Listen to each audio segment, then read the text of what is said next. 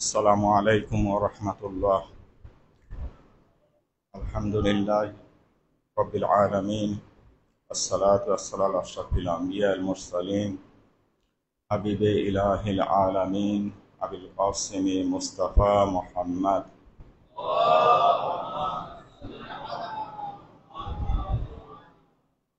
وعلى أهل الطيبين الطاهرين المعصومين سيما بقية الله في الأراضين ولعنة الدائم على أعدائهم أجمعين من الآن إلى يوم الدين. أعوذ بالله من الشيطان الرجيم. بسم الله الرحمن الرحيم. إنا أعطيناك الكوثر فصل لربك وانحر إن شانئك هو الأبتر. صدق الله العلي العظيم.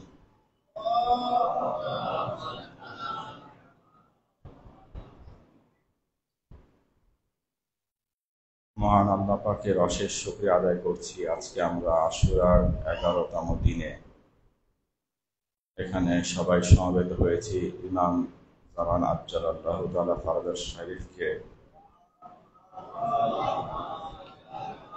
তার সম্মানিত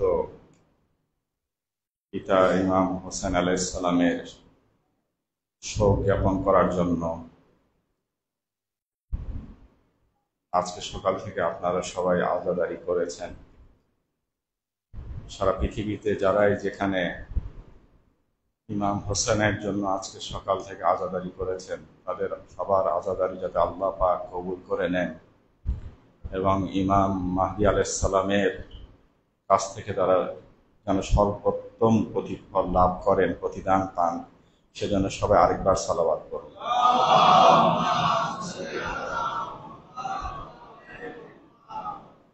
আমাদের যুবক এবং কিশোররা যারা এখানে অংশগ্রহণ করেছে, যেসব শিশুরা, তারা যাতে ইমাম জামানের মাধ্যমে আজকে ইমাম হোসেন হোসেন মজলিসে অংশগ্রহণ করার মাধ্যমে যেন বীমা হয়ে যায়, সেই জন্য সবাই আরেকবার সালাওয়াত করুন।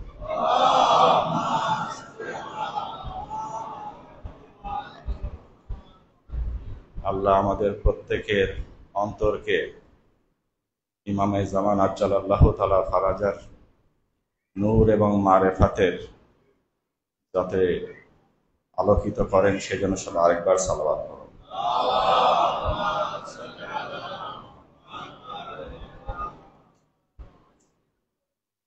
মহান আল্লাহ পাক পবিত্র কোরআনে বলেছেন,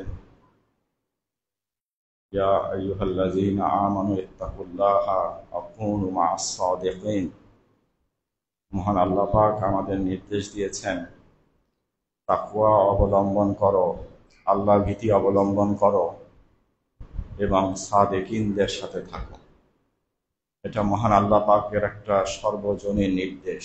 সৃষ্টির প্রথম থেকে কিয়ামত পর্যন্ত সব সময় আল্লাহ পাকের এই নির্দেশ বজায় রয়েছে যে আমাদেরকে সাদেকিনদের সাথে থাকতে হবে। কখনো জালেমিন, কাফেরিন, মুজরিমিন, যারা অপরাধী, যারা পাপাচারী, যারা ফাসেক, যারা জালেম, তাদের সাথে যাতে আমরা কখনো না থাকি, এটা মহান আল্লাহ পাকের নির্দেশ। সাদেক, সত্যবাদী, যাদের কর্ম এবং আচরণ সবকিছু আল্লাহর সন্তুষ্টির অধীনে হয়েছে, তাদের যাতে আমরা অনুসরণ করি। আল্লাহ পাকের এই নির্দেশের পরিপ্রেক্ষিতে সৃষ্টি জগতে দুটা দল তৈরি হয়েছে। একটা হচ্ছে হিজবুল্লাহ, একটা হচ্ছে হিজবুশ শয়তান। এই দুইটা দল সৃষ্টির প্রথম থেকে হযরত আদম আলাইহিস সালামের সময় থেকে এখন পর্যন্ত যেমন আছে, কিয়ামত পর্যন্ত এই দল থাকবে। অর্থাৎ সত্য এবং মিথ্যার যে দ্বন্দ্ব এবং সংঘর্ষ, সেই সংঘর্ষে একদল সত্যের অনুসারী হিজবুল্লাহ, আল্লাহর দলের অন্তর্ভুক্ত, আরেক দল হচ্ছে আল্লাহ শয়তানের দল। এই দুইটা দল থাকাটা হচ্ছে আমাদের নিজেদের শিক্ষার জন্য। আল্লাহ পাক যাতে আমাদেরকে তার মধ্যে থেকে কে মহান আল্লাহর আনুগত্য করে, মহান আল্লাহর কাছে সম্পূর্ণ আত্মসমর্পণ করে, সেটা বের করার জন্যই আল্লাহ পাক এই পরীক্ষার মধ্যে ফেলেছেন। এই জন্যই মহান আল্লাহ পবিত্র কোরআনে বলছেন, কাযালিকা জাআলনা লিকুল্লি নাবিয়্যিন আদুওয়াশ শায়াতিনিল ইনসি ওয়াল জিন। আমি কি করেছি, আমি প্রত্যেক নবীর জন্য, হযরত আদম আলাইহিস সালাম থেকে শুরু করে রাসূল আকরাম সাল্লাল্লাহু আলাইহি পর্যন্ত প্রত্যেক নবীর জন্য আমি কি করেছি, মানুষ এবং জিনদের মধ্যে থেকে যারা শয়তান তাদেরকে শত্রু হিসেবে নির্ধারণ করেছি, যারা নবীদের বিরুদ্ধে দাঁড়াবে। বাদুহুম ইলা বাদ, তারা কি করে, তারা একে অপরের কাছে গোপন সংলাপ করে, তারা একে অপরের সাথে একে অপরের কাছে গোপন তথ্য প্রেরণ করে।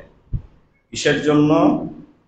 এটা হচ্ছে ইউজাদিলুকুম, আমাদের সাথে যারা হিজবুল্লাহর পথে রয়েছে তাদের সাথে বিতর্ক করার জন্য, তাদেরকে পরাস্ত করার জন্য।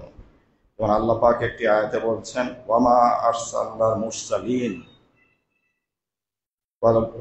ওয়ামা আরসালনাল মুরসালিন ইল্লা মুবাশশিরিন ওয়াল মুনজিরিন। আল্লাহ সব রাসূলদেরকে প্রেরণ করেছেন সুসংবাদদাতা হিসাবে এবং সতর্ককারী হিসাবে। ইউজাদিলুল লাযিনা কাফারু বিল বাতিল, আর আল্লাযিনা কাফারু ইউজাদিলু বিল বাতিল, আর যারা কাফের হয়েছে তারা কি করে, মিথ্যার মাধ্যমে, বাতিলের মাধ্যমে এই নবীদের সাথে তারা বিতর্ক এবং দ্বন্দ্বে লিপ্ত হয়। ইউযহিদু বিহিল হক, যাতে করে তারা সত্যকে পরাস্ত করতে পারে। ওয়াত্তাখাযু আয়াতি ওমা উনজিরু হুজুওয়ান, এবং যা কিছু আল্লাহ পাক অবতীর্ণ করেছেন যে আয়াত, এবং তাদেরকে যে সতর্ক করা হয়েছে, আল্লাহর পক্ষ থেকে জাহান্নামের ভয় তাদেরকে দেখানো হয়েছে, সেটাকে কি করে, তারা উপহাস করে। তারপরে আল্লাহ পাক বলেন, ওয়ামান আযলামা মিম্মান যুক্কিরা বিআয়াতি রাব্বিহি ফাআরাদা আনহা, তার চেয়ে সবচেয়ে বেশি জালেম কে হবে, যে আল্লাহর আয়াত সমূহ যখন তাকে স্মরণ করিয়ে দেওয়া হয় তখন সেখান থেকে সে মুখ ফিরিয়ে নেয়। নাসিয়া মা কাদ্দামাত ইয়াদাহু, এবং তার কর্মের ব্যাপারে সে সম্পূর্ণ ভুলে যায় যে সে কতটা ভয়ঙ্কর কর্ম সে করছে। ইন্না জাআলনা আলা কুলুবিহিম আকিন্নাহ, আমরা তাদের অন্তরের উপর পর্দা ফেলে দিয়েছি, আইয়াফকাহু, যাতে করে তারা বুঝতে না পারে, চিন্তা করতে না পারে। ফি আযানিহিম ওয়াকরা, এবং তাদের কর্ণের উপর আমি কি করেছি, মোহর মেরে দিয়েছি। ওয়া ইন তাদউহুম ইলাল হুদা, তোমরা যদি তাদেরকে কি করো, হেদায়েতের দিকে আহ্বান করো, ফালা ইয়াহতাদু ইজান আবাদা, কখনোই তারা সত্যের পথে হেদায়েত প্রাপ্ত হবে না।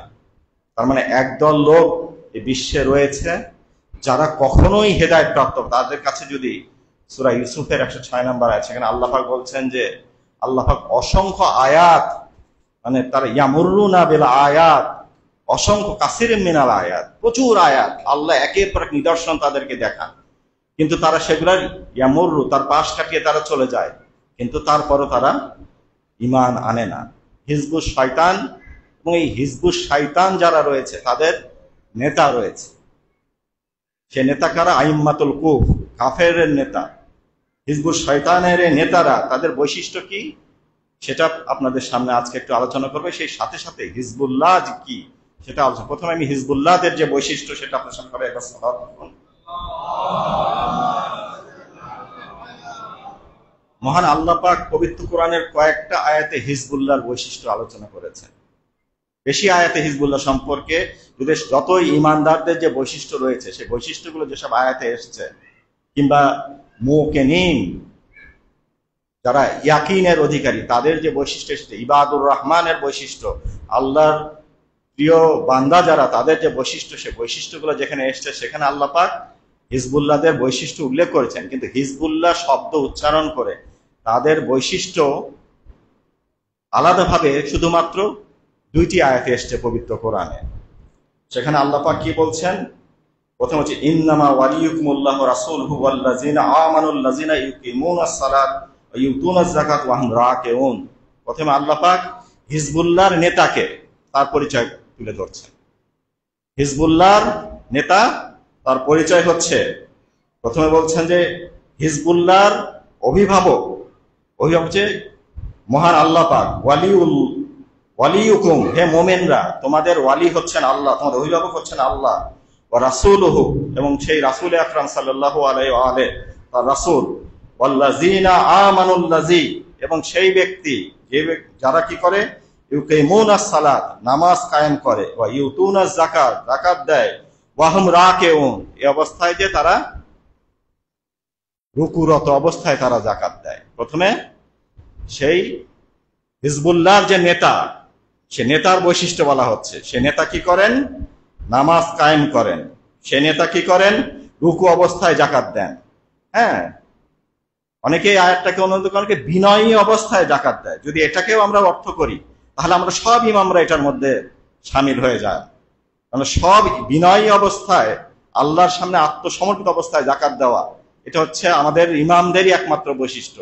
অন্য কেউ এই বৈশিষ্ট্যের অধিকারী না, যে খালেস ভাবে আল্লাহর জন্য, যেটা আমাদের ইমামদের জিয়ারত, কাদ আকামতুমুস সালাত ওয়া আতাইতুমুজ যাকাত ওয়া আমারতুম বিল মারুফ ওয়া নাহাইতুম আনিল মুনকার। হে ইমামরা, আপনারাই কেবলমাত্র কি করেছেন? নামাজকে প্রতিষ্ঠা করেছেন। আপনারাই কেবলমাত্র যাকাতকে আদায় করেছেন। আপনারাই কেবল সৎ কাজের আদেশ দিয়েছেন।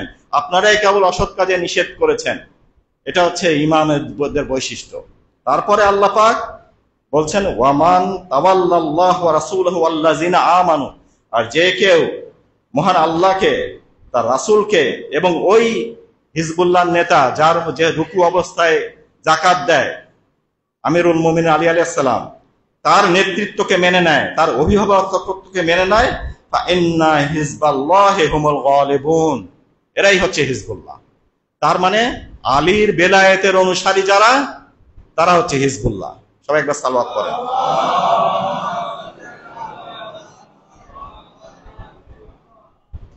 তারপরে কি বলছেন?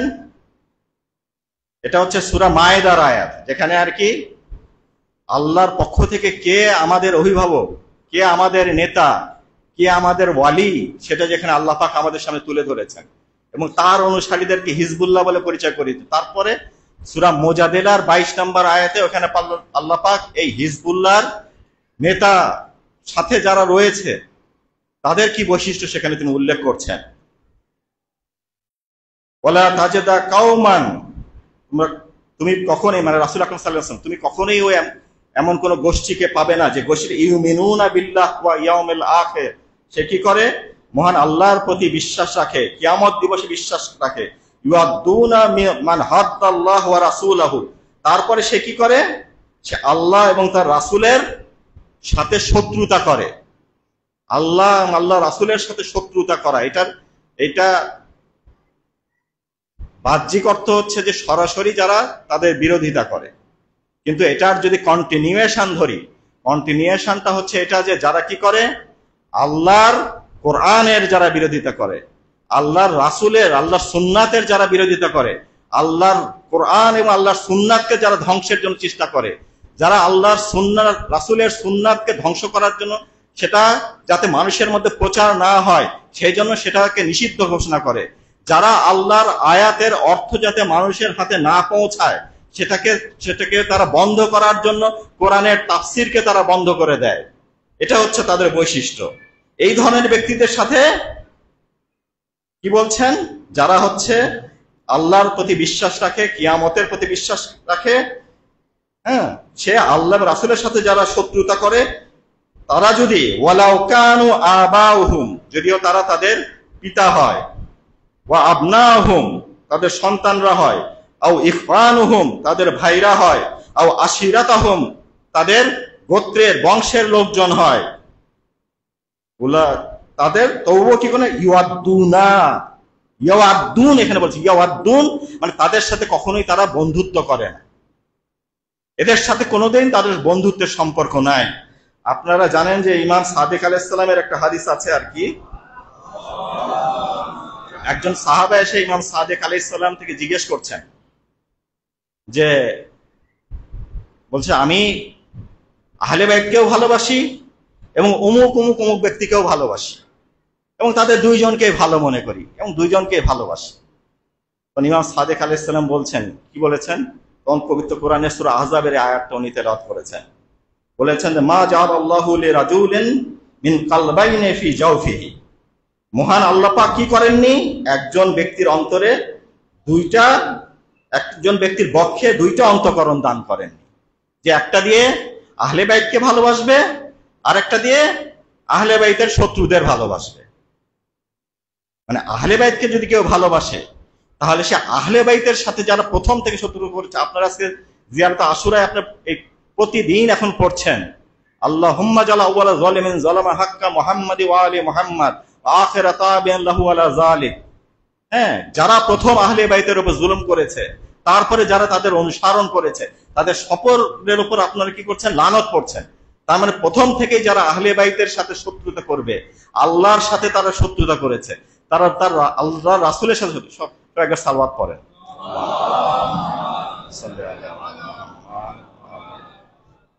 পিছনের ভাইরা আসছেন, এই জন্য একটু যদি সামনে সবাই চলে আসেন তাহলে সুবিধা হয় আর কি। হ্যাঁ, একটু সবাই আগিয়ে আসেন।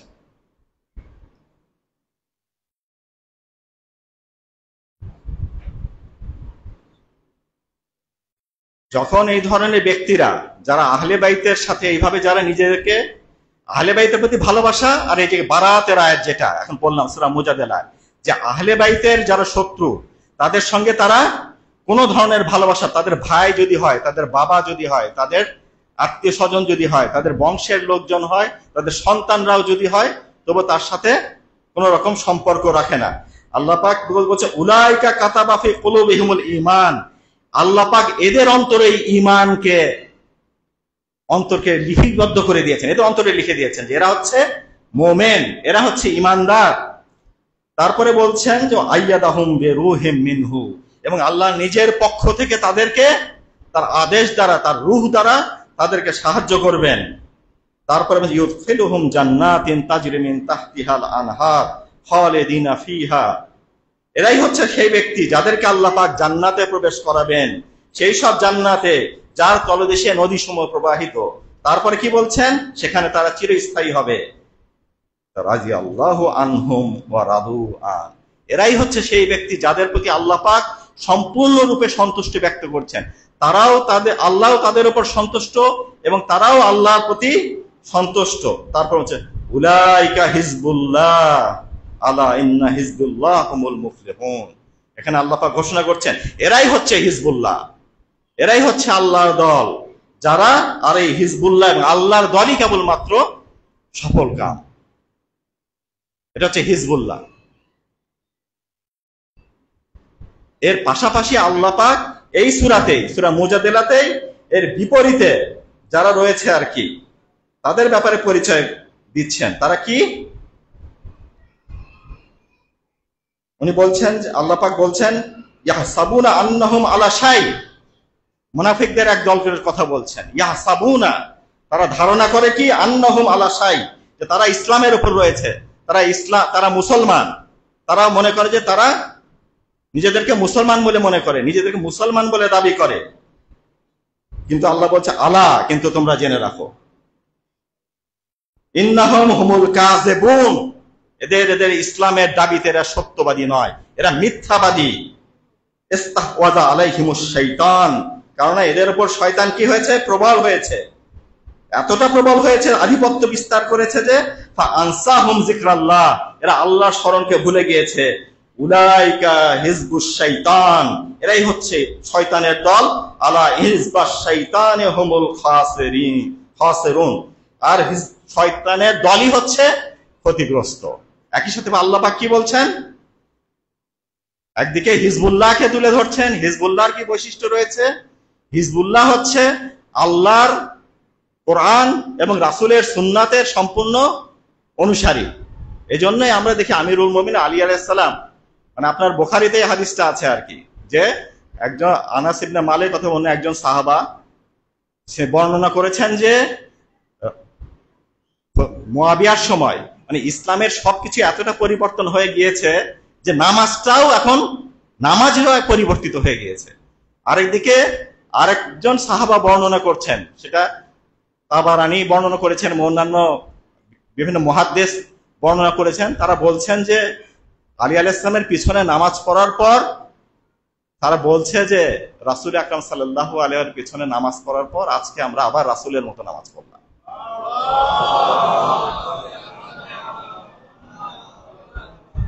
তার মানে নামাজকেও বিকৃতি করা হয়েছে, নামাজের মধ্যেও বিকৃতি সাধন করা হয়েছে। নামাজও সেই রাসূলের জামানায় যে নামাজ ছিল, রাসূলের জামানায় যে ওযু ছিল, সেই নামাজ ওযু সবকিছু পরিবর্তিত হয়ে গিয়েছে, অন্যভাবে সেটাকে পড়া হচ্ছে। যে নামাজের মধ্যে রাসূলের নামাজের সঙ্গে রাসূলের নামাজের কোনো মিল নেই। কিসের জন্য এটা হয়েছে? যেহেতু এই কোরআন এবং সুন্নাত, আল্লাহর পক্ষ থেকে আসা কোরআনকে, সেটার তাফসীরকে নিষিদ্ধ করা হয়েছে। আমি সেদিনও বলেছি যে একদিকে আমাদের আহলে বাইত কি করেছেন, তারা চেয়েছেন জ্ঞান, শিক্ষা, নৈতিকতা, এগুলার মাধ্যমে ইসলামকে মানুষের সাথে পরিচিত করাতে, এবং অন্যরা যাতে ইসলামকে, ইসলামের জ্ঞান, ইসলামের আদর্শ, ইসলামের মহানুভবতা, ইসলামের সৌন্দর্য, সেগুলা দেখে যাতে ইসলামে তারা প্রবেশ করে। কিন্তু আরেক দল লোক প্রথম থেকেই তারা জ্ঞানের বিরোধী ছিল। তারা চায়নি যে জ্ঞানের মাধ্যমে ইসলাম, তারা চেয়েছে তরবারির মাধ্যমে ইসলাম প্রসারিত হোক। তারা চেয়েছে যে ইসলাম, যেহেতু তারা নিজেরাও কোরআনের জ্ঞানী ছিল না, তারা জানতো না যে কোরআন কতটা মানুষকে স্বাধীনতা দিয়েছে। আমি শুধু একটা আয়াতের কথা বলি, সূরা তওবা, যেটাকে বলা হয় যে তরবারির সূরা অনেকের মতে, মানে আমাদের শত্রুদের মতে, কিন্তু আমাদের মতে হচ্ছে এটা রহমতের সূরা, সূরা তওবা। এই সূরা তওবারই 6 নম্বর আয়াতে আল্লাহ পাক কি বলছেন? যখন কোন মুশরিক আল্লাহর কালেমা তৌহিদকে শুনতে চায়, তৌহিদ কি এটা বুঝতে চায়, তখন যদি তারা কি করে, তোমাদের কাছে হে রাসূল আপনার কাছে আসে, তাহলে আপনি তাকে আশ্রয় দিন। তারপরে তাকে যদি সে গ্রহণ না করে, তাহলে তাকে কি করুন, যাতে অন্য কোনো মুসলমান যাতে তার কোনো ক্ষতি, ভুল করে তার ক্ষতি করে না ফেলতে পারে, তাকে তার মামান, তার নিরাপদ স্থানে তাকে পৌঁছে দিন। আমাদের একজন মুশরিককেও সে ঈমান গ্রহণ না করা সত্ত্বেও আল্লাহ পাক পবিত্র কোরআনে নির্দেশ দিচ্ছেন যে তাকে কি করো, তাকে নিরাপত্তা দিয়ে তার নিরাপত্তার স্থানে পৌঁছে দাও, যাতে কেউ, সে গ্রহণ করেনি, তার বুদ্ধিবৃত্তি এটাকে, অথবা তার অন্তঃকরণ, হয় সে তার বুদ্ধিবৃত্তির স্বল্পতা রয়েছে সে কারণে সে গ্রহণ করেনি, অথবা সে গোরামি করেছে। যদি সে গোরামিও করে গ্রহণ না করে থাকে, তাহলে তুমি কি করো, তাকে ছেড়ে দাও, সে চলে যাক, এবং তুমি তাকে গার্ড দিয়ে প্রেরণ করে দাও, তার সঙ্গে তাকে যাতে কেউ কোনো ক্ষতি করতে না পারে। এটা হচ্ছে ইসলাম। কিন্তু যারা এই ইসলামকে যারা সহ্য করতে পারেনি, সে ইসলামকে তারা কি করেছে, বিকৃত করেছে। তারা আল্লাহর রাসূল যে হাদ, যে সীমা আল্লাহ রাসূল দিয়েছেন, যে সীমার বাইরে তারা নতুন সীমা তারা নির্ধারণ করা শুরু করেছে। এখানে বলা হয়েছে ইন্নাল্লাযিনা ইউহাদ্দুনাল্লাহ ওয়া রাসূলাহু, যারা কি করে আল্লাহর সীমার বাইরে নতুন সীমা নির্ধারণ করে। হাদাদা, হুদুদ, এখানে হাদ্দাল্লাহ, অধিকাংশ মুতারজেম এবং অনুবাদকরা অনুবাদ করেছেন কি, যারা আল্লাহ এবং তার রাসূলের সাথে শত্রুতা করে। কিন্তু হাদ শব্দ যেটা আসছে, হাদ মানে হচ্ছে সীমা। এই জন্য হুদুদ, ইসলামের যে দণ্ডবিধি সেটাকে হুদুদ বলা হয়, যেটা হচ্ছে যে সীমার মাধ্যমে, যে আইনের মাধ্যমে কি করা হয়, ইসলামকে সংরক্ষণ করা হয়। ইসলাম যে আইনের মাধ্যমে সংরক্ষিত থাকে। এখানে যদি আমরা ওই অর্থে গ্রহণ করি যে ইসলামের যে সীমা রয়েছে, রাসূল এবং আল্লাহ এবং তার রাসূলের বিরোধিতা করে কিভাবে, ইউহাদ্দুনাল্লাহ ওয়া রাসূলাহু, আল্লাহ এবং রাসূল একটা সীমা রেখা দেন, তারা এর বিপরীতে আরেকটা সীমা রেখা তৈরি করে। এই সীমা রেখাকে তারা মানতে চায় না। এই সীমা রেখাকে তারা তাদের নিজেদের প্রবৃত্তির কারণে তারা কি করে, পরিবর্তিত করে তাদের নিজেদের মতো ইসলামকে একটা রূপ দিয়েছে। বনি উমাইয়া যে ইসলামকে রূপ দিয়েছে, বনি উমাইয়া জাহেলিয়াতকে কি করেছে, জাহেলিয়াতের যে খোলস, সে জাহেলিয়াতের খোলসটাকে তারা ফেলে দিয়েছে। তারপরে জাহেলিয়াতের যে নির্যাস, জাহেলিয়াতের যে শিক্ষা, জাহেলিয়াতের যে কুসংস্কার, জাহেলিয়াতের যে গোরামি, জাহেলিয়াতের যে হিংস্রতা, জাহেলিয়াতের যে সহিংসতা, সেই সহিংসতাকে তারা রেখেছে, নিয়ে ওর উপর ইসলামের আবরণ পরিয়ে দিয়েছে। শহীদ আয়াতুল্লাহ মুর্তজা মুতাহরি একটা সুন্দর কথা বলছে, সবাই একটা সালাওয়াত পড়ুন।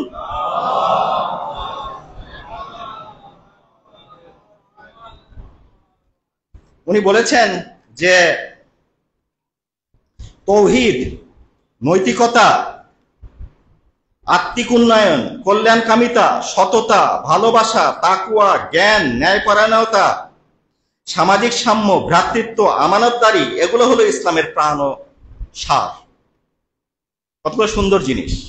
ওদের তৌহিদ, মোরালিটি, নৈতিকতা, আত্মিক উন্নয়ন, কল্যাণকামিতা, সততা, ভালোবাসা, তাকওয়া, জ্ঞান, ন্যায়পরায়ণতা, হ্যাঁ, আর শাসন ক্ষমতা, কর্তৃত্ব, রাজনীতি, জিহাদ, রাজনৈতিক সামাজিক শৃঙ্খলা ও নিরাপত্তা বিধান, এগুলো কি? এগুলার খোলস ও বাহ্যিক আবরণ। যদি খোলস না থাকে তাহলে ওই ভিতরে নির্যাসকে রক্ষা করা যায় না। ইসলাম রাজনীতি ইটসেলফ, রাজনীতি ইসলামের কাঙ্ক্ষিত বিষয় নয়। ইটস মানে খোদে যুদ্ধ ইসলামের অন্তর্ভুক্ত। যুদ্ধ, জেহাদ, তারপর রাজনীতি, এগুলো হচ্ছে ইসলামকে রক্ষার জন্য এই জন্যই জেহাদ, রাজনীতি, উনি বলছেন যে এগুলাকে যদি আমরা নৈতিকতা, সাম্য, তৌহিদ, কল্যাণকামিতা, সততা, ভালোবাসা, তাকওয়া, জ্ঞান, ন্যায়পরায়ণতা, এগুলো থেকে বিচ্ছিন্ন করি, তাহলে সেটা হবে বনি উমাইয়ার ইসলাম।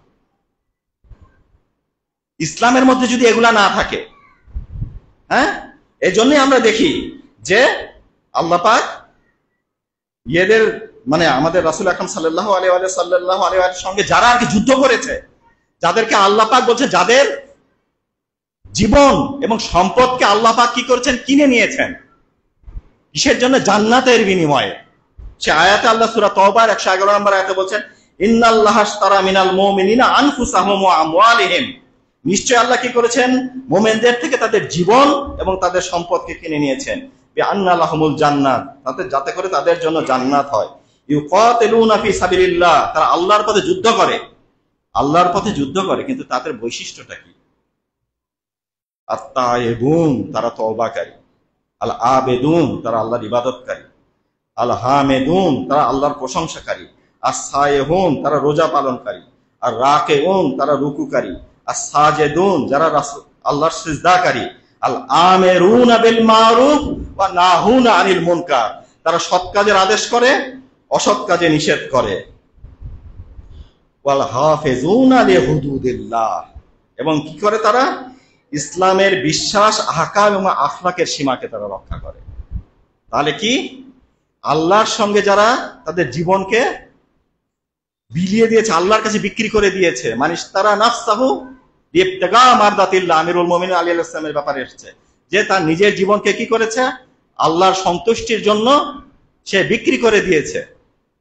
সে আমিরুল মুমিনিন এবং তার যে সঙ্গী যারা, এই আয়াত সম্পর্কে অবশ্য বলা হয়েছে, আয়াতটা হযরত হামজা, হযরত আলী আলাইহিস সালাম, তারপরে হচ্ছে হযরত জাফর ইবনে আবি তালেব, ওনাদের শানে নাজিল হয়েছে এই আয়াতটা। সবাই একবার সালাওয়াত করেন।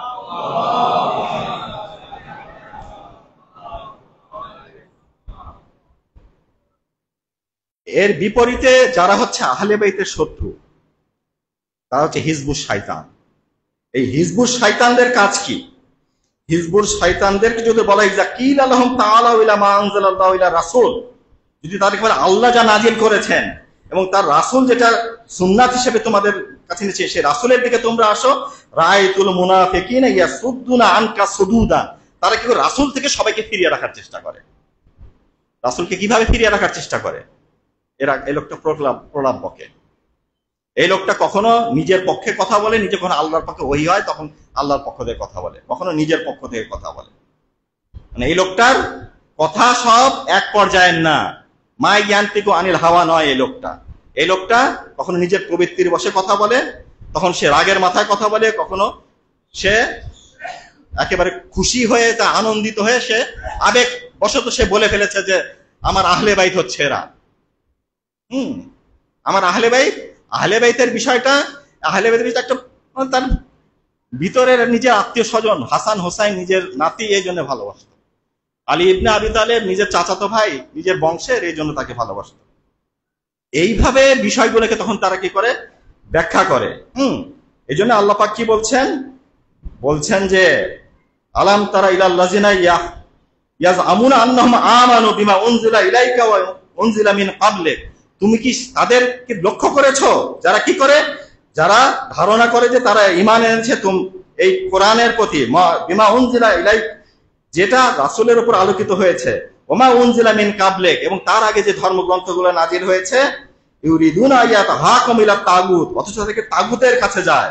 মানে এর আগের আয়াতগুলাকে যদি আমরা কেউ দেখি, এই আগের আয়াতগুলাকে কথা আতিউল্লাহ আতিউর রাসূল উলিল আমরি মিনকুম, সেখানে আল্লাহর পক্ষ থেকে রাসূল এবং উলিল আমর যারা আল্লাহর পক্ষ থেকে মনোনীত, যারা হচ্ছে ইলমে গায়বের দ্বারা যারা পৃষ্ঠপোষকতা, যারা মাসুম, যারা আল্লাহর জ্ঞান দ্বারা যারা পৃষ্ঠপোষকতা পেয়েছেন, প্রতি মুহূর্তে আল্লাহর দ্বারা ইয়াহদুনা বি আমরিনা, আল্লাহ পাকের ভাষায়, পবিত্র কোরআনের ভাষায় ইয়াহদুনা বি আমরা, আমাদের নির্দেশ মতো মানুষকে পরিচালিত করে।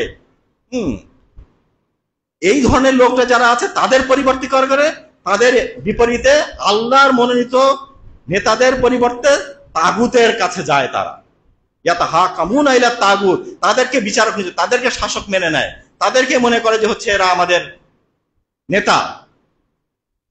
যখন তারা এরকম মনে করে তখন আল্লাহ কি বলছেন, কাদ উমিরু আইয়াকফুরু বিহি, তাদেরকে নির্দেশ দেওয়া হয়েছে তাগুতকে অস্বীকার করার জন্য।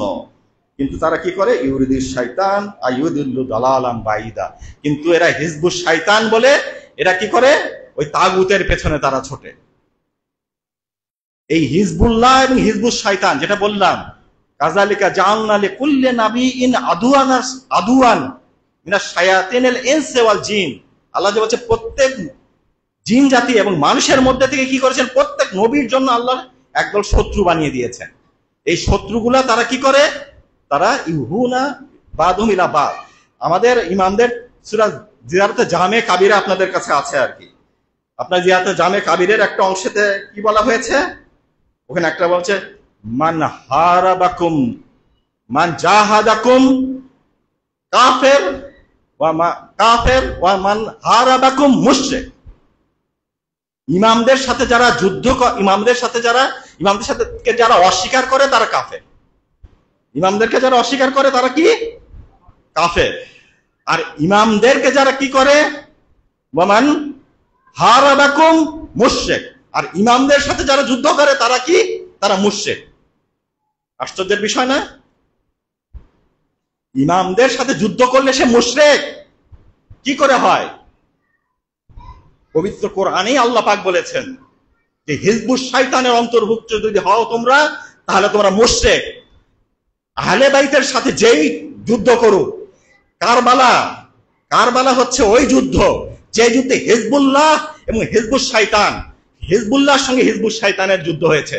হিজবুল্লাহ এবং হিজবুল্লাহর যে ঐতিহাসিক বিবরণ, সে ঐতিহাসিক বিবরণের মধ্যে সবচেয়ে খালেস হিজবুল্লাহ ইমাম হোসেনের সঙ্গে যারা ছিলেন, এর চেয়ে খালেস হিজবুল্লাহ সৃষ্টির প্রথম থেকে কিয়ামত পর্যন্ত আর হিজবুল্লাহ এরকম হিজবুল্লাহ আসবে না।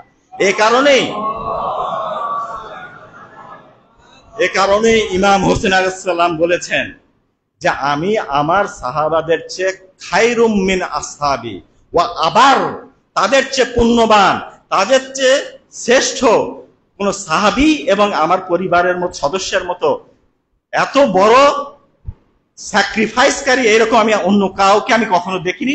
যে ইমাম যখন এই কথা বলেন, সে ইমামের এই কথার অর্থটা কি? ইমাম বলছে আসলে ধরুন কোন কারো অস্তিত্ব নেই। এখন আসি, ইমামকে এই কথাটা কোরআনের ভিত্তিতে বলেছেন নাকি নিজের পক্ষ থেকে বলেছেন? কেন ইমাম হাদি আলাইহিস সালাম আমাদের জিয়ারতের মধ্যে পড়তে বলেছেন যে মান জাহাদাকুম কাফের, যে কেউ ইমামদের অস্বীকার করবে সে কাফের, ওয়া মান হারাবাকুম মুশরিক, যে কেউ ইমামদের সাথে যুদ্ধ করবে সে মুশরিক। ইমাম এখানে পবিত্র কোরআনে আল্লাহ পাক সেখানে পরিষ্কার করে দিয়েছেন আমাদের কাছে। আল্লাহ পাক কি বলছেন? সবাই একবার সালাওয়াত করুন, আল্লাহুম্মা সাল্লি আলা মুহাম্মাদ ওয়া আলি মুহাম্মাদ। সূরা আনআমের 121 নম্বর আয়াত, এখানে আল্লাহ পাক বলছেন যে ইন্নাশ শায়াতিন, শয়তানরা কি করে, লা ইউহুনা ইলা আউলিয়াইহিম, শয়তান তাদের যে বন্ধু, তাদের যে সঙ্গী, এই যে শয়তানের ইনস এবং শায়াতিনের ইনস ও জিন, জিন এবং মানুষ শয়তানের মধ্যে যারা ওদের বন্ধু, তাদের কাছে কি করে, ইউহুনা ইলা আউলিয়াইহিম, তাদের এই যে বন্ধু এবং ইয়েদের কাছে তারা কি করে, গোপনে তারা এখানে তাদের তথ্য পাঠায়, তাদের কাছে প্রেরণ করে, বার্তা প্রেরণ করে। কিসের জন্য? লিউজাদিলুকুম, যাতে করে তারা তোমাদের সাথে বিতর্ক করে। তারপর আল্লাহ বলছেন ইন আতাতুমুহুম ইন্নাকুম লামুশরিকুন, যদি এই শয়তান যারা এবং শয়তানের যে অনুচর, শয়তানের সঙ্গে যারা বন্ধুত্ব করেছে, সে তাগুত, তাদের যদি তোমরা আনুগত্য করো, ইন আতাতুমুহুম, আল্লাহ এখানে আরবি যারা ব্যাকরণ জানে তারা ইন্না প্রথমে অবশ্যই, তারপর আবার লা আসছে, হ্যাঁ অবশ্যই তারা লা মুশরিকুন, নিঃসন্দেহে এরা হচ্ছে মুশরিক। সুতরাং ইমামদের সাথে যদি কেউ যুদ্ধ করে, ইমামদের বিপরীতে যদি কেউ তাগুতের আনুগত্য করে, ইমামদের বিপরীতে যদি শায়াতুনের হিজবুশ শাইতান এবং শায়াতুনের ইনস ওয়াল জিনকে যদি কেউ তাদের আনুগত্য করে, তাহলে সে হচ্ছে মুশরিক, কোনো সন্দেহ নেই। পবিত্র কোরআনের ঘোষণায় সে মুশরিক। ইমামরা কোরআন বাইরে কোনো কথা বলে। আমি এই জন্য প্রথম দিন থেকে কি বলে আসছি, ইমাম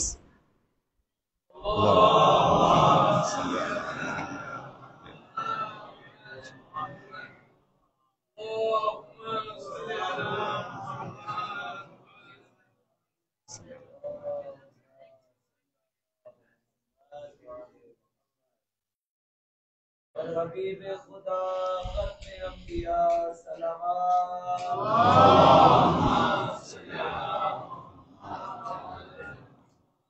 सवारे अला शाहिल फता सलावत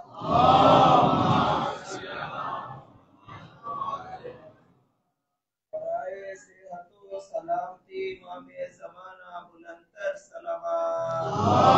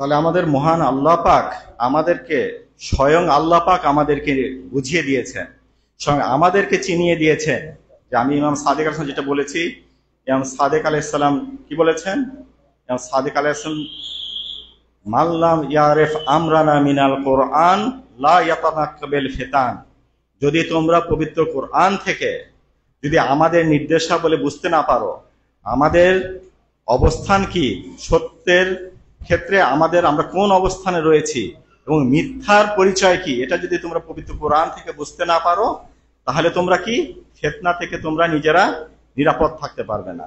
সবাই একবার সালাওয়াত পড়ে।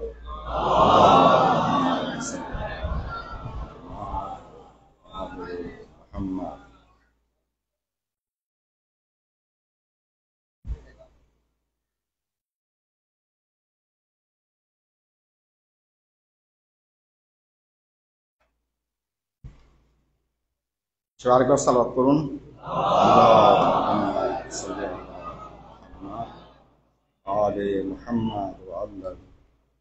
মহান আল্লাহ পাক পবিত্র কোরআনে এই যে যারা হচ্ছে হিজবুশ শাইতান, তাদের ব্যাপারে কি বলেছেন, তাদের ব্যাপারে বলেছেন যে ইস্তাহওয়াযা আলাইহিম, শয়তান কি করেছে, তাদের উপর পূর্ণ আধিপত্য কায়েম করেছে।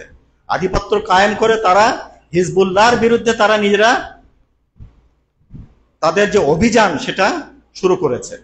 সৃষ্টির প্রথম থেকে এখন পর্যন্ত আল্লাহর পক্ষ থেকে যে হিজবুল্লাহরা এসছেন, যে আল্লাহর পক্ষ থেকে যে ইমামরা এসছেন, আল্লাহর পক্ষ থেকে যে নবীরা এসছেন, নবীদের ওয়াসি যারা রয়েছেন, আউসিয়া, যে আউসিয়াদের যারা অনুসারী, এবং তারাই যে হিজবুল্লাহ, এবং এই হিজবুল্লাহরা যতই আমরা অগ্রসর হতে চাচ্ছি, যতই মানবতার উন্নয়নের দিকে, মানে মানব জাতি কি করছে, পূর্ণতার দিকে অগ্রসর হচ্ছে। রাসূল আকরাম সাল্লাল্লাহু আলাইহি ওয়াসাল্লাম মাধ্যমে সর্বশ্রেষ্ঠ দিন যে আল ইয়াউমা আকমালতু লাকুম দীনাকুম ওয়া আতমামতু লাকুম নি'মাতি ওয়া রাদিতু লাকুমুল ইসলাম দীনান, সবচেয়ে পূর্ণতম দিন, সবচেয়ে পূর্ণতম ধর্ম রাসূল আকরাম সাল্লাল্লাহু আলাইহি ওয়া আলির কাছে দেয়া হয়েছে।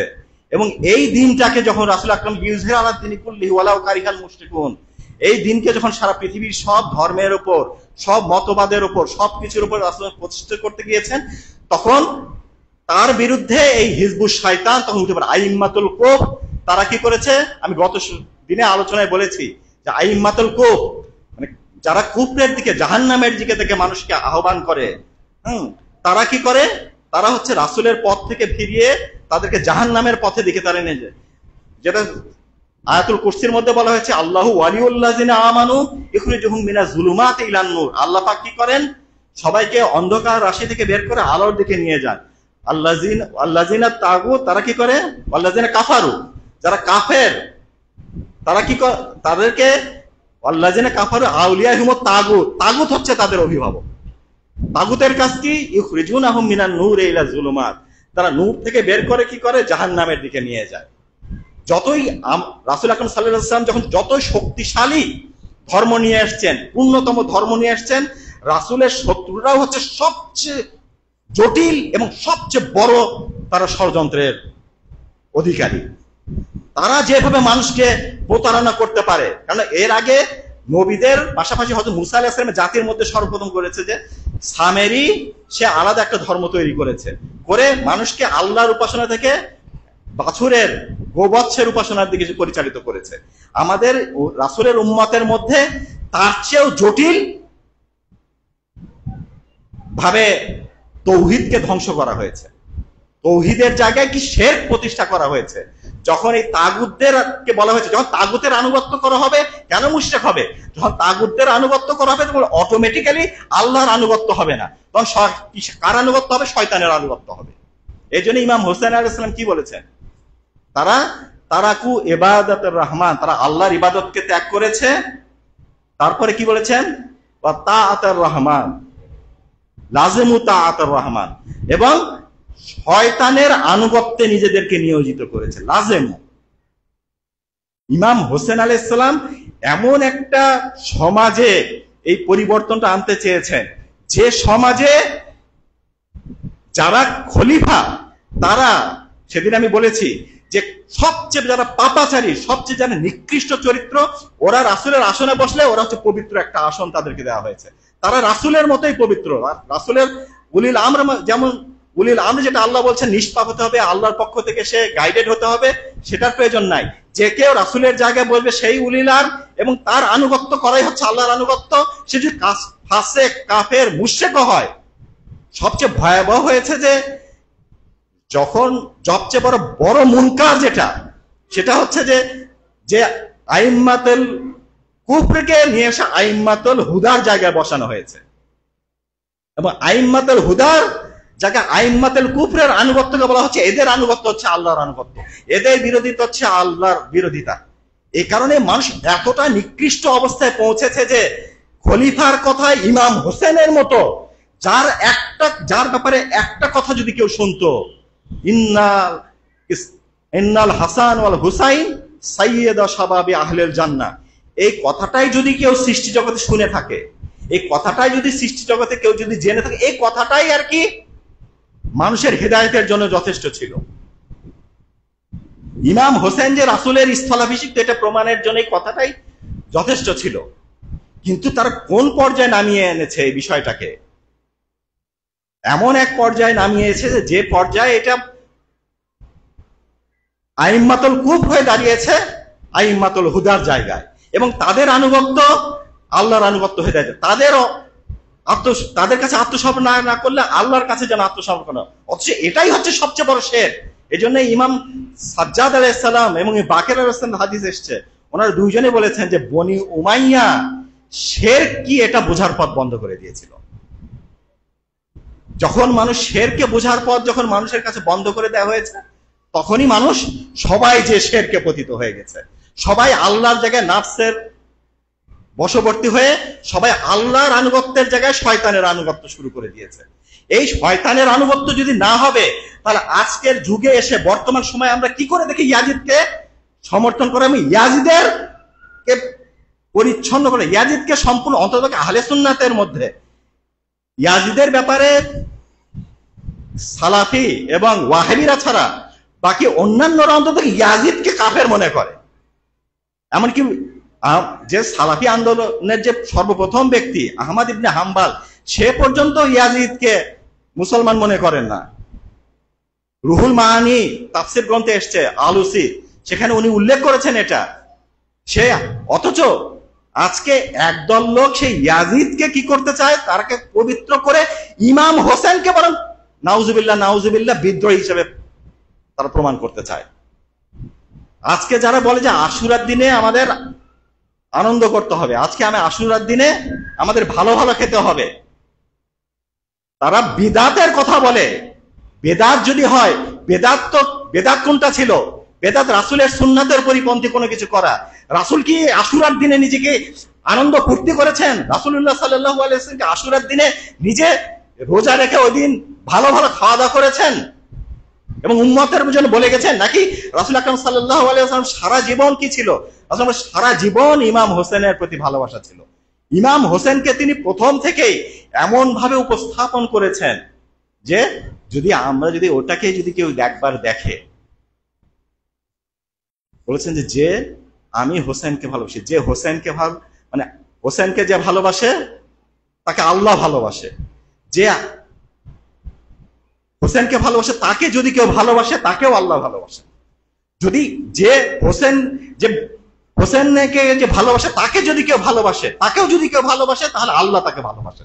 মানে হোসেনের ভালোবাসাকে রাসূল আকরাম সাল্লাল্লাহু আলাইহি ওয়া সাল্লাম কিভাবে উপস্থাপন করেছেন আমাদের সামনে, আমাদের সাহাবাদের সামনে এমন ভাবে স্পষ্ট করে দিয়েছেন যে কোনো রকম যাতে সংশয় না করে। আজকে যেহেতু কারেন্ট চলে গেছে, আমি আর আমার আলোচনা দীর্ঘ না করে আমার মনে হয় যে আমরা আজকে সংক্ষেপে মাসায়েব করে ইনশাআল্লাহ আমাদের মাতমের দিকে আমরা চলে যাব। আজকে শামে গারিবার রাত,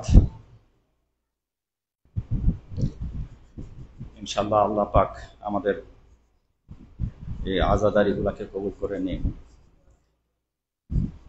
আসসালামু আলাইকা ইয়া আবা আব্দুল্লাহ ওয়া আলাল আরওয়াহিল্লাতী হাল্লাত বিফিনাইক আলাইকা মিন্নি সালামুল্লাহি আবাদা মা বাকিতু বাকিয়াল লাইলু ওয়ান নাহার ওয়ালা জাআলাহু আল্লাহু আখিরাল আহদি মিন্নি বিজিয়ারাতিকুম। আসসালামু আলাল হুসাইন ওয়া আলা আলি ইবনিল হুসাইন ওয়া আলা আওলাদিল হুসাইন ওয়া আলা আসহাবিল হুসাইন।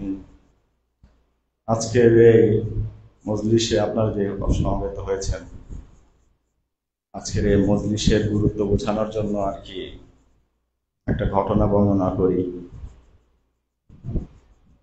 ঘটনাটা ইরানে একজন তেহরানে ওই সন্ত্রাসী বলে পরিচিত এবং চাঁদাবাজ একজন লোক ছিল, যার নাম ছিল রাসূল।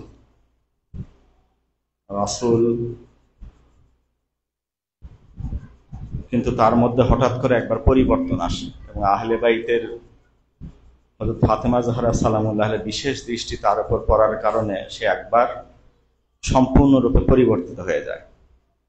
পরিবর্তিত হয়ে এত ভালো একজন মানুষে পরিণত হয় যে তেহরানের একজন বড় আলেম হাজ আলী রেজা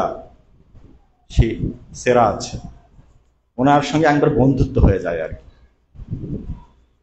এই রাসূল সে তুর্কি ভাষাভাষী ছিল, এই জন্য তাকে সবাই ডাকতো রাসূলে তুর্ক, তুর্কি রাসূল। রাসূলে তুর্ক এই আলেমের সাথে এতটা বন্ধুত্ব হয়ে গিয়েছিল যে এবং যে যখনই যে মজলিসে, সেখানে হযরত জাহরা সালামুল্লাহ আলাইহার মজলিস হোক, ইমাম হোসেন আলাইহিস সালাম মজলিস হোক, আহলে বাইতের যে মজলিসেই হোক, দুইজনকে খবর দিত।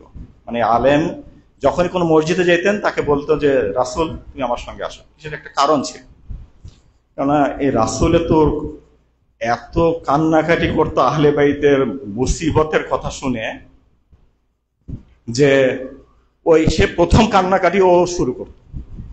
আর ওর কান্নাকাটিটা এতটা মর্মস্পর্শী ছিল যে মজলিসের যারা থাকতো সবাই তখন ভেউ ভেউ করে কান্নাকাটি শুরু করে দিত। এই বিশেষ রহমত হযরত ফাতেমা জাহরার ছিল। এবং এরা দুইজন প্রতিশ্রুতিবদ্ধ হয়েছিলেন। অগায় সিরাজ উনি বলেছিলেন যে যেখানে আমি ওই রাসূলের তর্ক যদি কোনো মজলিসে না থাকে তাহলে আমার মজলিস আমার সুন্দর হয় না। সুতরাং রাসূলের তর্ককে কোথাও আমি খবর দিতামই। তো বলছে কিন্তু একবার আমার কাজের ব্যস্ততার কারণে মানে সব সময় আমি ওকে নিয়ে যাই, ওকে যেখানে যে ও যতই দূরে থাকুক আমি লোকজনকে পাঠিয়ে ওকে খবর দিয়ে নিয়ে আসি যে ও যাতে আসে আমার মজলিসে, আমার সঙ্গে যাতে চায়, মানে একসঙ্গে যাই। তো ওই দিন আমার মানে কয়েকদিন আমার এত ব্যস্ততা ছিল, আমি কোনো কিছু আমার খেয়ালই নাই ওর কথা বলার জন্য। মজলিসের সময় আসছে, আমি চলে গেছি মজলিসে যে মজলিস যখন শুরু হয়েছে, মিম্বারে বসেছি, তখন আমার মনে হয়েছে যে রাসূলকে তো কথা হচ্ছে, রাসূলকে তো বলা হয়নি। এই কথা যখন ওর মনে হয়েছে তখন দেখছে যে রাসূল দরজাতে ঢুকছে আর কাঁদতে কাঁদতে কথা বলছে, বিবি ফাতেমা, বিবি ফাতেমা আপনি কোথায়? বিবি ফাতেমা আপনি তো বলেছেন যে এখানে আসবেন, আপনাকে কোথায় দেখছি না, আপনি কোথায়? সে চিৎকার করে কান্না শুরু করে দিয়েছে। তখন রাসূলের তর্কে কোথায়, তখন এই সিরাজ তখন বুঝতে পেরেছেন যে এখানে হযরত ফাতেমা জাহরা নিশ্চয়ই এখানে আসছেন। তখন বলছে রাসূল তুমি কি করে বুঝলে যে এখানে মজলিস আছে? আমি তো তোমাকে খবর দেইনি রাসূল। রাসূল বলছে যে আপনি আমাকে খবর দেননি, আমি বাসায় ঘুমিয়েছিলাম, আমি হঠাৎ করে স্বপ্ন দেখি মা ফাতেমাকে ডেকে বলছেন রাসূল অমুক জায়গায় তো আমি মজলিসে আছি, তুমি আসনি কেন রাসূল? এই কথা যখন বলেছে তখন রাসূল একেবারে জুতা স্যান্ডেল কোনো কিছু না পরে বাসায় যে পোশাক পরেছিল পোশাক পরে মাথা চাপড়াতে চাপড়াতে মজলিসে চলে আসছে আর বলছে মা ফাতেমা, তুমি ফাতেমা আপনি কোথায়? আমি কে, আপনি কোথায়? আপনি বলেছেন যে ওখানে আছে। সে রাস্তায় হঠাৎ ফাতেমার গন্ধ শুনতে শুনতে সে মজলিসে উপস্থিত হয়ে গিয়েছে। এই হচ্ছে আমাদের মজলিসের গুরুত্ব। আরেকজন আলেম উনি বর্ণনা করেছেন যে একবার উনি প্রসিদ্ধ আলেম, প্রত্যেক বছর মজলিসে এক এক দিন এক এক মজলিসে মানে বড় বড় মজলিসে অনেকে আহ্বান করা হয়।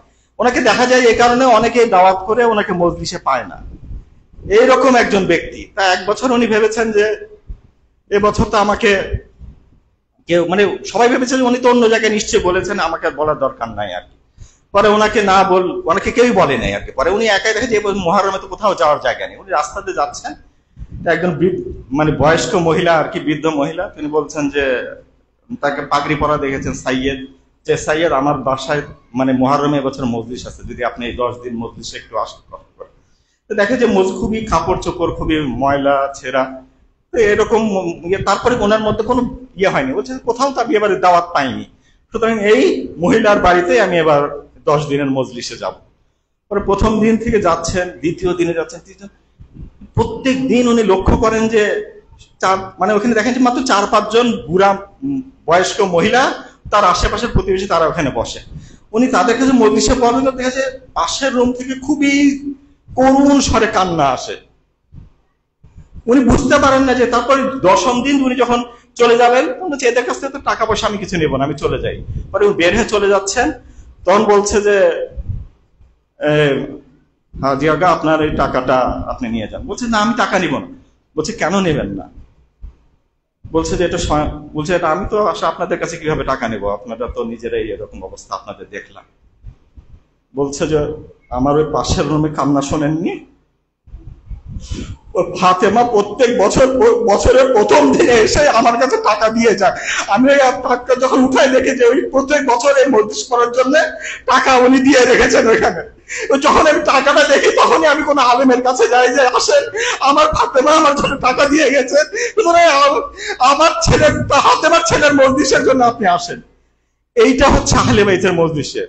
আমি গত বছরে বলেছি যে ফুজাইল ইয়াসার উনি ইমাম সাদেক আলাইহিস সালামের শিষ্য ছিলেন। ইমাম সাদেক আলাইহিস সালামকে বলেছেন যে ইমাম আমাকে কয়েকদিন ছুটি দেন, আমি কয়েকদিনের জন্য আসবো না। তো ইমামকে বলেননি যে কিসের জন্য। তারপর কয়েকদিন ধরে আসে নাই, তারপর যেদিন আসছে ইমাম জিজ্ঞেস করছেন হে ফুজাইল তোমার বাসায় মজলিস ছিল কেন আমাকে বলনি? তখন বলছে যে ইয়া রাসূলুল্লাহ আপনি আমার বাসায় মজলিস ছিল আপনি কি করে জানেন, আপনাকে তো আমি বলিনি। তখন হযরত ইমাম সাদিক আলাইহিস সালাম বলেছেন যে আমি তো তোমার বাসায় প্রত্যেক দিনই মজলিসে গিয়েছি। বলছে আপনাকে তো দেখিনি, আপনি তো বাসার ভেতরে কেন আসেননি? বলছে যে আমি কি করে আসবো তোমার বাসার ভেতরে, যখন আমার মা ফাতেমা ওই দরজার সামনে বসে রয়েছে, আমার মাকে ঢিঙ্গায় আমি কি করে ঘরের মধ্যে যাই? আমার মাকে ঢিঙ্গায় আমি ঘরের মধ্যে যেতে পারি না। আমি দরজাতে চুপচাপ বসেছিলাম। ইমাম হোসেন আলাইহিস সালামের মজলিসের ভাই গুরুত্ব এটা। গত বছর আমি আপনাদের বলেছিলাম, কিন্তু আবার বলি যে হযরত ফাতেমা জাহরা সালামুল্লাহ আলাইহা ইমাম হোসেনকে যখন নিজের পেটে এসেছে, উনি কয়েকবার রাসূলুল্লাহ সাল্লাল্লাহু আলাইহি এর কাছে যে বলেছে, ইয়া রাসূলুল্লাহ, আমার মা সন্তান যে রেট হয়েছে, এই সন্তানকে আমি এত কষ্ট পাই যে বাবা আপনি আল্লাহকে বলেন যাতে এই করে সন্তানটা যাতে আমার না হয়। রাসূল জিজ্ঞাসা করেছেন, হে আমার বেটি, এইবার কেন তুমি এই কথা বলছো? আল্লাহ তোমাকে সন্তান দিয়েছে, কেন তুমি নিতে চাও না?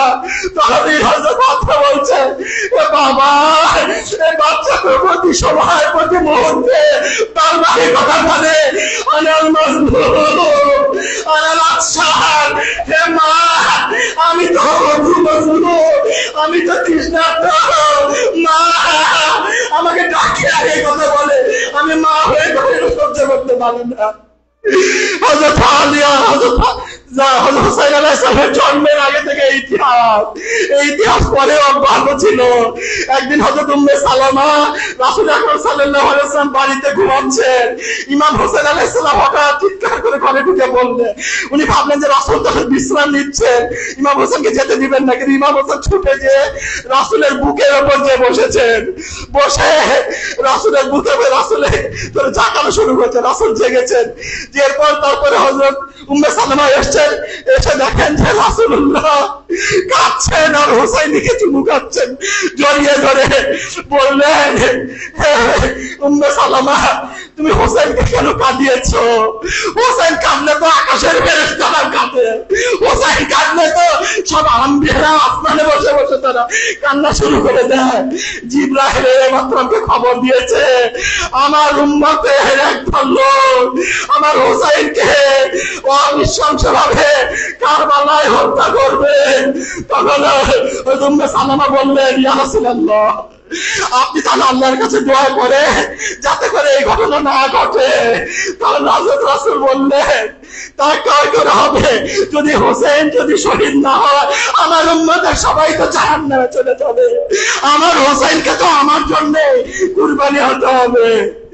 এইভাবে প্রতি মুহূর্তে রাসূলুল্লাহ তাদেরকে এইভাবে বুঝিয়ে দিয়েছেন। উম্মে সালামাকে তিনি একটা শিশি দিয়ে গিয়েছিলেন, বলতে জিবরাইল এই শিশিটা আমার কাছে দিয়েছে, এর মধ্যে কারবালার মাটি আছে। হে উম্মে সালামা যেদিন তুমি দেখবে এই শিশিটা রক্তাক্ত হয়ে গেছে, সেদিন বুঝবে আমার হোসাইনকে হত্যা করেছে। এইভাবে রাসূল আকরাম এমনকি ইমাম আলী আলাইহিস সালাম থেকে ইমাম বাকের আলাইহিস সালাম বলেছেন, হযরত রাসূল ইমাম আলীকে বলতেন যে আলী হোসাইনকে আমার কাছে নিয়ে আসো, হোসাইনকে আমার খুবই দেখতে ইচ্ছে করছে। যখন নিয়ে আসতেন তখন হোসাইনের তিনি গলা বুক সব প্রতিটা জায়গায় তিনি চুমু খেতেন। তারপরে হযরত আলীও আশ্চর্য হয়েছেন, প্রতিদিন রাসূলের কাজ করেন। তখন ইমাম হোসেন জিজ্ঞাসা করছেন, না না আমার গলায় আর বুকে সব জায়গায় আপনি কেন চুমু খান প্রতিদিন? তখন রাসূল বলছে, আমার সন্তান তোমার গলায় এই জায়গায় কাটা হবে, আমার উম্মতের একদম এই জায়গায় কাটবে, আর তোমার বুকের উপর বর্ষা তীর বিদ্ধ হবে। আমি তো সেই কথা চিন্তা করে তোমার এই প্রত্যেকটা অঙ্গে আমি আল্লাহ সুবাস পাই, আল্লাহর জন্য তোমার এই অঙ্গের প্রত্যেকটা কোন পরমাণু কোষগুলা তোমার আল্লাহর জন্য উৎসর্গিত হবে। আমি এই জন্য আল্লাহর কাছে যাওয়া। এইভাবে আমরা শুধু এটাই দেখি না, হযরত ফাতেমা জাহরা মৃত্যুর আগে তিনি যখন মারা যাবেন তখন হযরত জাইনাবকে ডেকে বলছেন, মা জাইনাব আমার কাছে একটু আসো। আসার পর বলছেন, জাইনাব তুমি আমার কোলে আসো। জাইনাবকে কোলে নিয়ে জাইনাবের ঠিক গলার যে গলার নিচে অংশে এটা এই রায়তে বলা হয়েছে এখানে চুমু খেয়েছেন, তো বুকেও চুমু খেয়েছেন, বুকে চুমু খেয়ে বলছে যে জাইনাব, এমন একদিন আসবে সে কারবালায়, যেদিন আমার হোসাইনকে, সেদিন তোমার একা হয়ে যাবে। সেদিন যখন সে একা হয়ে যাবে, যখন যুদ্ধের ময়দানে যাবে, তার আগে তুমি আমার ফাতেমার পক্ষ থেকে ওই গলায় আর বুকে চুমু খেয়ে। তখন হচ্ছে জাইনাব জিজ্ঞেস করছেন, আম্মা কেন আপনি এ কথা বলছেন? বলছে এর কারণ কি, এর দর্শন কি? ওদের ফাতেমা বলছে, আমার সন্তান হোসাইনের এই জায়গায় নহর উঠে নহর করার মতো খঞ্জর ঢুকিয়ে হোসাইনকে হত্যা করা হবে। আর তার বুকে আমি চুমু খেয়েছি এই জন্য যে বুকের ওপর ঘোড়া চালানো হবে। সেদিন আমার হোসেনের পাশে তুমি থেকো মা জাইনাব। হযরত জাইনাব হযরত ফাতেমার ওসিয়ত তিনি অক্ষরে পালন করেছিলেন। বিদায়ের মুহূর্তে যখন একে একে সাহাবারা সবাই শহীদ হয়ে গেছে, ইমাম হোসেন আলাইহিস সালাম এসে বলছে, বোন জাইনাব, এখন আমার জন্য ওই আমার মা যে পুরাতন যে বস্ত্রটা দিয়ে গেছেন সেটা আমাকে দিয়ে যাও, আমি ওটা নিচে পড়ি, তারপর আমার জামা পরি। তারপর তিনি যখন এবার ঘোড়ার পিঠে চলে যাচ্ছেন, হযরত সাকিনা এসে ঘোড়ার দড়ি ধরেছে, ধরে বলছেন, বাবা মুসলিমে আপনি যে যখন চলে যাচ্ছেন আমাকে একটু আদর করুন। ইমাম হোসেন আলাইহিস সালাম ঘোড়া থেকে নেমে এসছে, হযরত সাকিনা বলছে, বাবা রুদ্দিনাইরা আরামে জানতে না, আমাদেরকে আপনি আর যুদ্ধ করেন না, আমাদেরকে আমার নানার আরামে নিয়ে যান। ইমাম হোসেন বলছেন, মা এখন আমার জীবন দেওয়ার পালা। এ বলে সাকিনাকে বুকে জড়িয়ে ধরে বললেন, মা তোমাকে আমি আমার টাকা গলা থেকে এমন দিকে সুপারিশ করে যাব, তখন তুমি বলো আমার শিয়াদের কাছে সেটা পৌঁছে দিও, কিন্তু এখন আমাকে যেতে দাও। তখন তিনি চলে যাবেন। হযরত জাইনাব ইমাম হোসেন আলাইহিস গলায় বুকে চুমু খেয়েছে, চুমু খেয়ে বলছে, ভাই আমার, আপনি ইমাম হোসেন আলাইহিস সালাম হযরত জাইনাবের আকুতি দেখে বলছেন, রে জাইনাব তুমি এখন পর্যন্ত আমি যা করেছি এখন তোমার দায়িত্ব সব। হযরত জাইনাব বলছেন, আপনারা জানেন রিওয়ায়েতে এসেছে এভাবে জিয়ারতে বলা হয়েছে, আজি বদল মালায়েকা সাবরে কাইয়া হোসেন, সারা আকাশের ফেরেশতারা হোসাইনের সবরে, আকাশের ফেরেশতারা সব আশ্চর্য হয়ে গেছে। জাইনাব বলছেন, তোমার বোন জাইনাব, তোমার বোন জাইনাব যে সবর করবে তা দেখে আকাশের ফেরেশতারা সব আশ্চর্য হয়ে যাবে, তারাও আমাকে দেখে আশ্চর্য হবে বলে তিনি চলে গিয়েছে। ইমাম হোসেন চলে যাচ্ছেন, জাইনাব তবে কি নয় ফিরে এসেছে, হঠাৎ দেখছে ঘোড়া ফিরে এসছে, তার বাবা কিন্তু ঘোড়ার আরোহী নেই, সবাই ঘোড়ার চাকরি করে নিয়েছে। সাকিনা জিজ্ঞেস করছে, এ ঘোড়া আমার বাবা কোথায়? আমার বাবা তো তৃষ্ণার্ত ছিলেন, ওরা এখন কি অবস্থা? বাবা ঘোড়ার অবস্থা দেখে বুঝতে পেরেছে শহীদ হয়ে গিয়েছে। এখানে সেখানে শেষ হয়ে যায়নি কারবালা। ইমাম হোসেন আলাইহিস সালাম আপনারা শুনে সন্ধ্যা ঘনিয়ে এলো। সন্ধ্যা যখন ঘনিয়ে এসছে তখন লক্ষ্য করছে 30,000 সৈন্য একসাথে খিমার দিকে এগিয়ে আছে। হযরত জাইনাব ইমাম জাইনুল আবেদিন খেলিয়ে খিমার মধ্যে রয়েছে, খিমার গুলো কাটা আগুন ধরে গেছে। হযরত জাইনাব বলছে, এ আমার ভাতিজা কি করব, তাহলে কন্যার ফেরা, এ ফুপি সবাইকে বলো সবাই চলে যা। ইমাম হোসেন আলাইহিস সালামকে উনি পাঠা দিয়েছে 84 জন নারী এবং শিশু, কোন পুরুষ নাই। হযরত জাইনাবের উপর সব দায়িত্ব। হযরত জাইনাব দেখছে সবাইকে তারপরে দেখছে যে বাচ্চারা এদিক ওদিক ছোটাছুটি করছে। নাবি বর্ণনা করেছে যে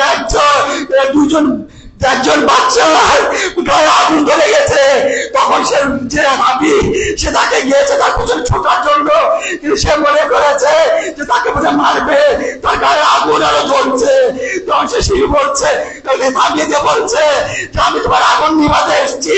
তাই বলছে, তাহলে কেন তুমি আমাদের আমাদের সবকিছু কেড়ে নিচ্ছ। বলছে যে আমি যদি কেড়ে না নেই তাহলে অন্যরা তো কেড়ে নেবে। এই কথা তখন তিনি বলছেন তোমরা কি শোনানি পবিত্র কোরআনের আয়াত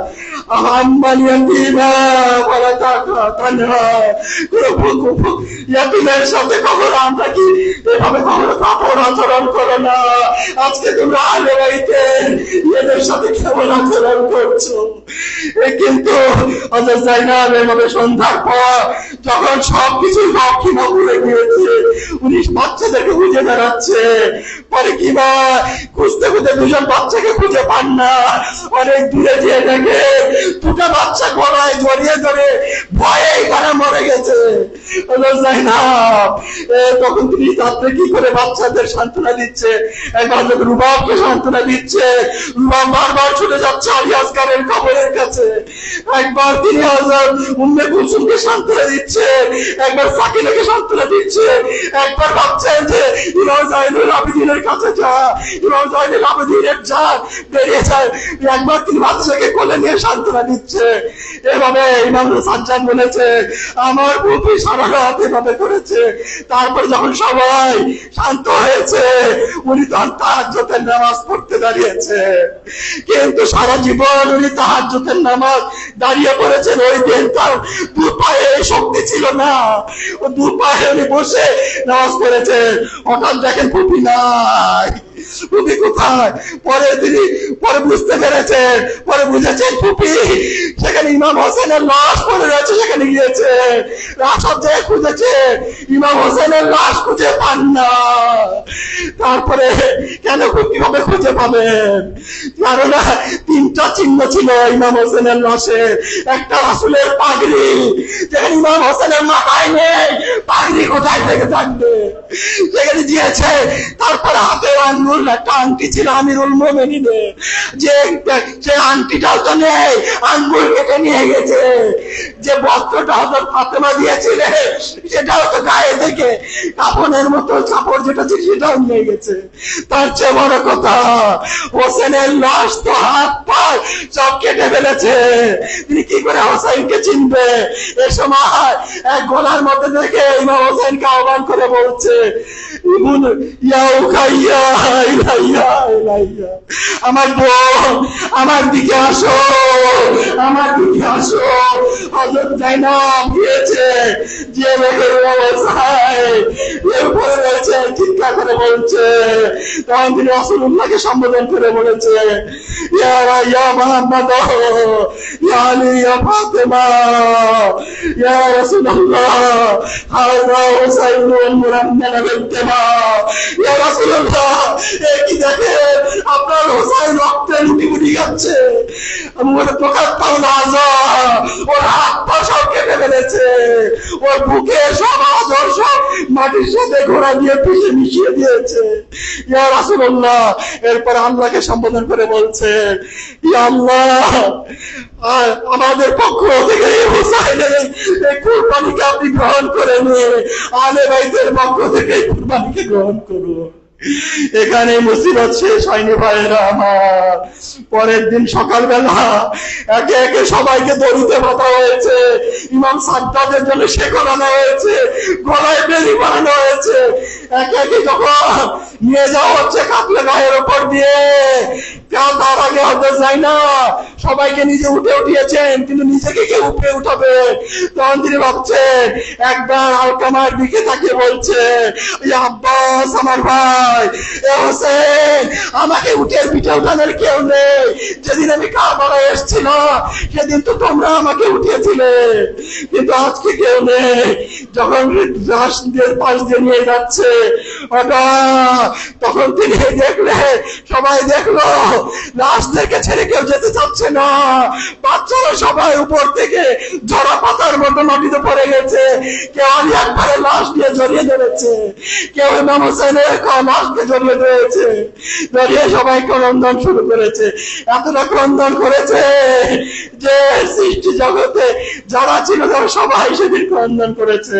বিশেষ করে সেদিন হযরত সাকিনা এমন ক্রন্দন করলে ইমাম হোসেনের লাশের উপর তাকে থাকে সেখানেই তিনি যেন প্রাণ বিসর্জন দিয়ে দিবে। ওয়ালানাতুল্লাহি আলা আদাইল্লাহি আজমাইন ইলা কিয়ামিদ্দিন। ইয়া রাব্বাল আলামিন, আজকের এই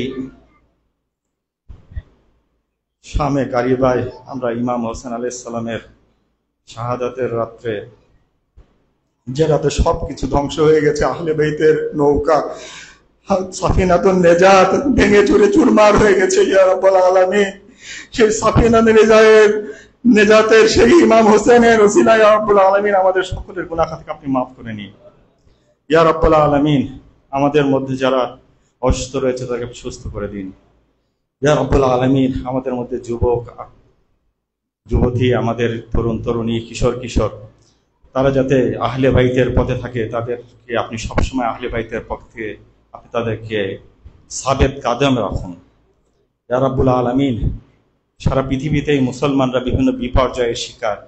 এই বিপর্যয়ের দিনগুলোতে আপনি তাদের যে নাজাতের ইমামে জামান, তার আগমনকে আপনি ত্বরান্বিত করুন। তাদের আপনি বিপদ আপদ বালা মুসিবত থেকে আপনি উদ্ধার করুন। ইয়া রাব্বুল আলামিন, সারা পৃথিবীর মতো বাংলাদেশেও আমাদের তরুণ তরুণীরা, কিশোররা, তারা বিভিন্ন ধরনের বিপদের সম্মুখীন। তাদেরকে আপনি আহলে বাইতের ওসিলায় বিপদ থেকে উদ্ধার করুন। ইয়া রাব্বুল আলামিন, আমাদের বাংলাদেশের সকল মানুষের উপর আপনি শান্তি নাজিল করুন। ইয়া রাব্বুল আলামিন, এই পৃথিবীতে যেখানেই যারা নির্যাতিত নিপীড়িত অবস্থায় রয়েছে তাদের সবাইকে আপনি মুক্তি দান করুন। ইয়া রাব্বুল আলামিন, আমাদের মধ্যে যারা ঋণগ্রস্ত রয়েছে, যারা অসুস্থ, তাদের সবাইকে আপনি সুস্থ করে দিন। আমাদের পিতামাতা, আত্মীয় স্বজন যারা এই পৃথিবীতে মারা গিয়েছেন, তাদের কবরকে আপনি আহলে বাইতের নূরে আলোকিত করে দিন। তাদের সবার নসিবে আহলে বাইতের শাফাত দান করুন। ইয়া রাব্বুল আলামিন, আমাদের যা কিছু আমাদের জন্য কল্যাণকর তা কিছু আপনি অবতীর্ণ করুন, যা কিছু আমাদের জন্য অকল্যাণকর তা আপনি আমাদের থেকে দূর করে দিন। সুবহান রাব্বিকা রাব্বিল ইজ্জাতি আম্মা ইয়াসিফুন ওয়া সালামুন আলাল মুরসালিন ওয়াল হামদুলিল্লাহি রাব্বিল আলামিন। বিহাক্কি মুহাম্মাদ ওয়া আলিহি।